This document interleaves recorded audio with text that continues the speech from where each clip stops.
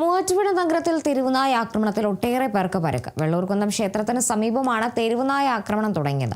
പിന്നീട് നഗരത്തിലെ വിവിധ സ്ഥലങ്ങളിലുള്ളവർ തെരുവുനായ ആക്രമിച്ചു. ചെറുവട്ടൂർ സ്വദേശി നവാസ, നെടുംചാലിൽ സ്വദേശി രൂപേഷ്, പാമ്പാക്കുട സ്വദേശി രാധാകൃഷ്ണൻ, മൂവാറ്റുപുഴ സ്വദേശികളായ ദേവിക, അലൻ, റയാൻ, ശാശ്വതൻ എന്നിവരെയാണ് തെരുവുനായ ആക്രമിച്ചത്. ഇവരെ മൂവാറ്റുപുഴ ജനറൽ ആശുപത്രിയിൽ പ്രവേശിപ്പിച്ചു.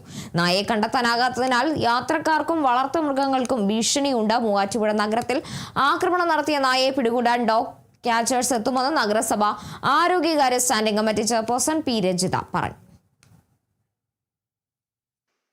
ഇന്ന് രാവിലെ മുതൽ നഗരസഭയുടെ വിവിധ ഭാഗങ്ങളിലായി തെരുവുനായ ശല്യം റിപ്പോർട്ട് ചെയ്യപ്പെട്ടിട്ടുണ്ട്. ഏകദേശം 8-9 പേരോളം നമ്മുടെ ഗവൺമെന്റ് ആശുപത്രിയിൽ ചികിത്സ നേടിയിട്ടുണ്ട്.